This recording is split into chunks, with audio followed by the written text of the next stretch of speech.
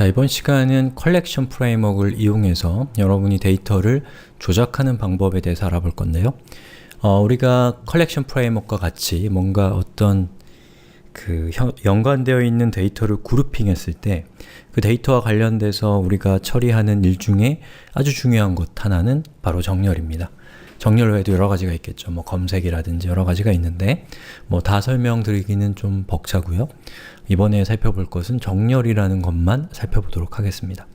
자, 그럼 컬렉션 프레임워크에서 여러분이 어떤 데이터를 정렬할 때는 어떻게 하면 되는가에 대해서 살펴볼 겁니다. 자, 우선 여기 보시는 것처럼 어레이 리스트를 제가 인스턴스화 시켰는데요. 컴퓨터스라고 하는 변수입니다. 자, 여기 제너릭으로 컴퓨터라고 하는 클래스를 이렇게 던져주고 있습니다. 자, 그럼 컴퓨터는 무엇인가 살펴보면, 자, 위로 올라가 볼게요. 이렇게 생겼습니다. 자, 요거 일단 신경 쓰지 마시고, 자, 컴퓨터라는 클래스가 있어요. 자, 이 클래스는 생성자가 첫 번째 인자는 시리얼, 두 번째 인자는 오너입니다.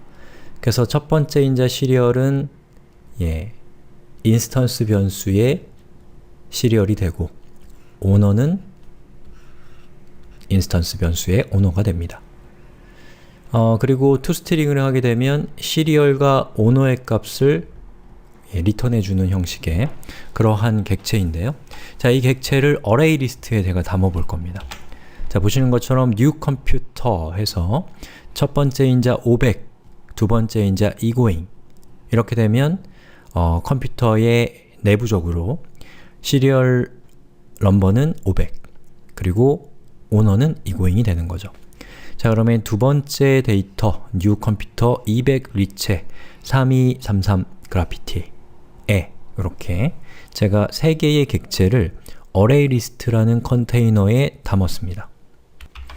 자, 그리고 여기 있는 요 값들을 제가 while문을 이용해서 화면에 출력을 해볼게요. 자, 어레이 리스트는 순서가 있죠. 그리고 어레이 리스트에 제가 값을 egoing, 리체, 그래피티에로 순서대로 추가를 했기 때문에 자, 이것의 결과는 제가 추가한 순서대로 화면에 출력이 될 겁니다. 자, 한번 실행을 시켜볼게요.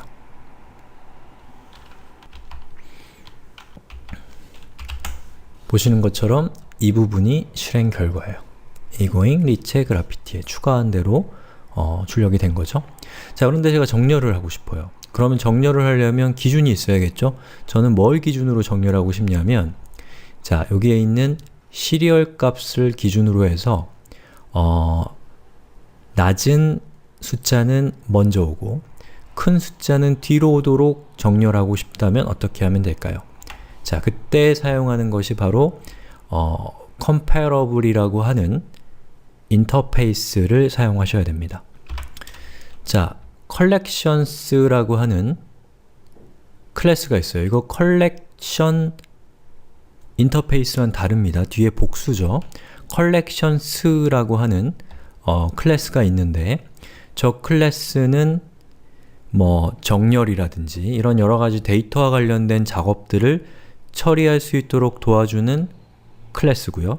저 클래스 안에 여러가지 메소드들이 있는데 그 메소드들은 전부 다 스태틱이기 때문에 여러분이 저 collections 클래스를 이용할 때는 인스턴스로 만들 필요가 없이 바로 이렇게 스태틱 그 클래스 메소드로 호출하는 걸 통해서 사용할 수가 있습니다. 그래서 collections라고 하는 요 클래스가 갖고 있는 메소드 중에 sort라는 메소드의 인자로 리스트 데이터 타입을 전달하면 바로 이 리스트 데이터 타입을 sort가 정렬해 줍니다. 자, 근데 여러분이 그냥 막 하면 되는 게 아니고 자, 여기 컴퓨터에 있는 이 부분을 제가 지워버릴게요. 자, 이런 상태, 이 상태예요. 보셨죠? 자, 이 상태에서 제가 이렇게 컴파일을 하려고 시도를 해보면 빨간색이 나옵니다. 문제가 있다는 거죠. 자, 문제가 무엇인가를 한번 확인해 보면 너무 기네요. 자, 이 sort라고 하는 저 메소드 안으로 들어가 볼게요. 컨트롤 그리고 클릭 여러분들 이클립스에 소스 보기가 선택 안 되어 있으면 작동 안 할 수도 있습니다. 자, sort로 들어가 보면 이 sort라는 메소드의 실제 코드, 소스 코드를 보고 계신데요. 자, 이 소스 코드의 시그니처를 살펴보면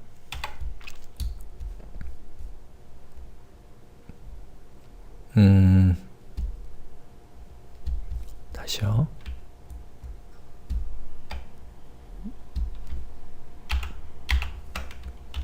자, 보시는 것처럼 sort는 list라는 매개 변수를 가지고 있는데 그 매개 변수의 데이터 타입은 list예요.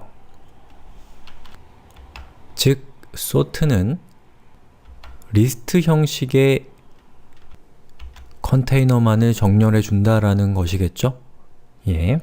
그 다음에 이 리스트에 들어가는 값, 리스트 데이터 타입에 담기게 되는 데이터 타입이 보시는 것처럼 제네릭으로 되어 있어요. 그러면 이 t는 어디에 있는 값을 참고하느냐면 자, 여기에 있는 값을 참고하는 겁니다. 그리고 이 뒤에 뭐라고 되어 있냐면 자, 이 t는 comparable이라고 하는 인터페이스를 extend 해야 된다. 다시 말해서 이 인터페이스를 구현하고 있어야 된다라는 뜻이에요. 그래서 여러분이 소팅하려고 하는 그 리스트 데이터 타입의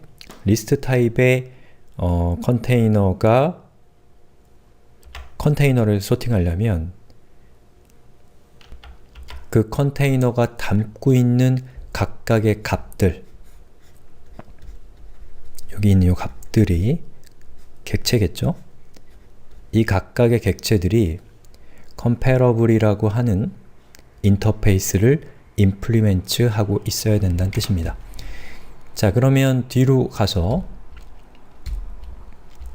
자, 다시 컴퓨터라고 하는 저 클래스를 보니까 이 클래스는 현재 comparable을 implement 하고 있지 않았죠? 그래서 제가 이렇게 코드를 추가했습니다. comparable을 implement를 했고요. 자, 이 인터페이스는 어떻게 생겼냐면 compare to라고 하는 메소드를 구현하도록 강제하고 있는 인터페이스입니다. 그래서 이 compare to라고 하는 메소드를 제가 구현을 한 거죠. 그런데 이 compare to는 인자로는 오브젝트 데이터 타입을 받는데 리턴 값이 int잖아요. int는 양수, 0, 음수. 자, 이것들이 int죠. 정수잖아요. 자, 그러면 이 compare가 리턴할 수 있는 값은 양수, 0, 음수가 됩니다. 그 중에 제일 쉬운 거는 0인데요. 0을 리턴한다는 것은 자, 이 컴퓨터라는 객체와 그리고 비교하는 또 다른 객체, 현재의 객체와 비교하는 객체가 같다면, 비교 결과가 같다면 0이 됩니다. 그리고 현재의 객체와 이 오브젝트 안으로 들어오는 이 안으로 들어올 객체가 있을 때 현재의 객체가 크다면 양수가 됩니다. 그리고 아니면 더 작으면 음수가 돼요. 그래서 이 리턴 값이 무엇이냐에 따라서 이 현재의 객체, 이 compare to, 예를 들면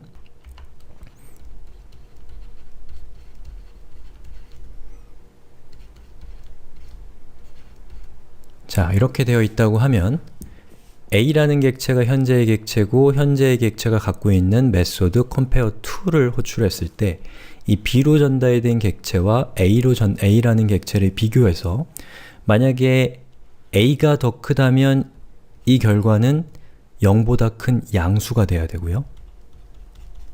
두 개가 같다면 0이 돼야 되고 만약에 B가 크다면 음수가 돼야 된다는 것이죠. 그러면 실제 내용이 어떻게 구현됐나 볼까요? 보시는 것처럼 저는 this의 시리얼 값과 얘의 시리얼 값과 인자로 전달된 객체의 시리얼 값을 빼서 그 결과를 리턴하고 있는 겁니다.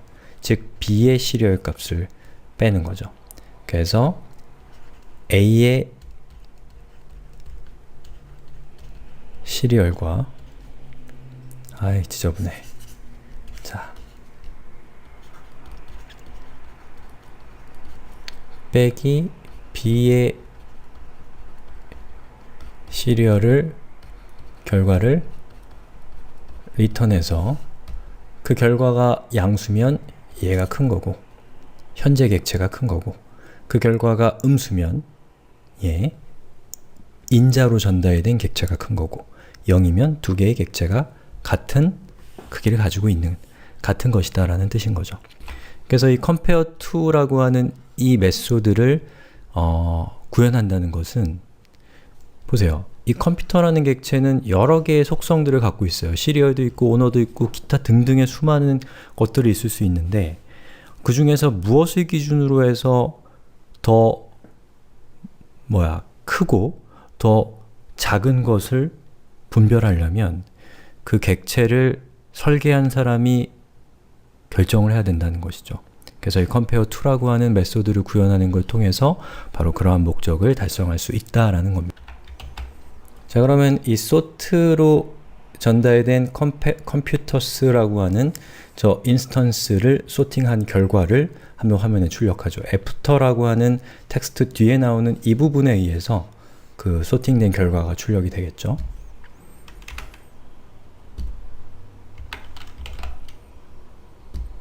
자, 이런 결과가 나옵니다. 보시는 것처럼 200이 먼저 나왔고요.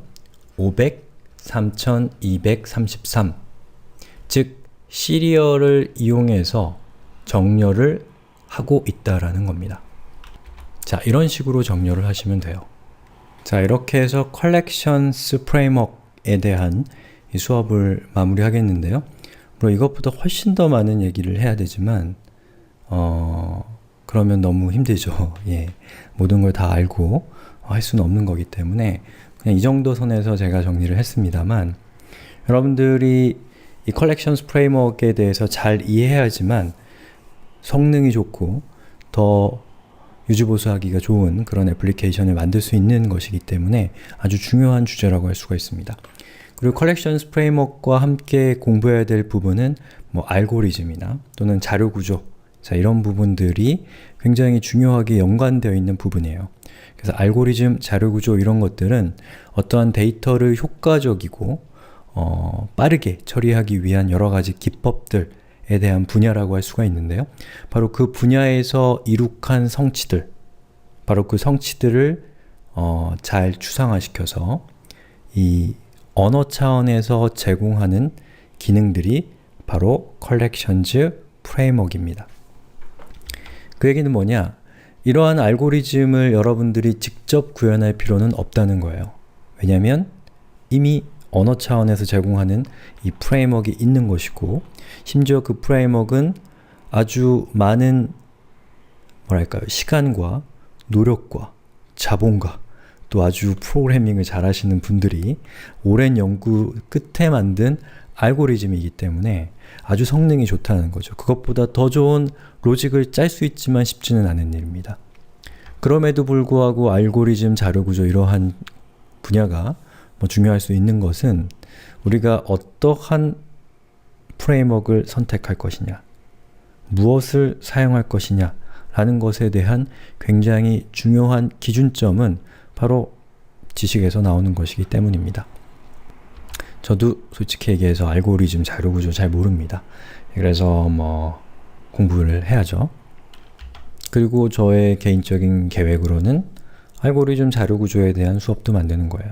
예, 아무튼 제가 수업을 만들건 또 여러분들이 자료구조나 알고리즘을 공부하건 간에 이러한 주제들은 상당히 중요한 주제이기 때문에 여러분들이 지금은 언어를 배우는데 급급할 수는 있지만 어떤 스케줄을 잡아서 이러한 부분에 대해서 좀 더 진득하게 공부하실 필요가 있는 분야라고 할 수가 있겠습니다.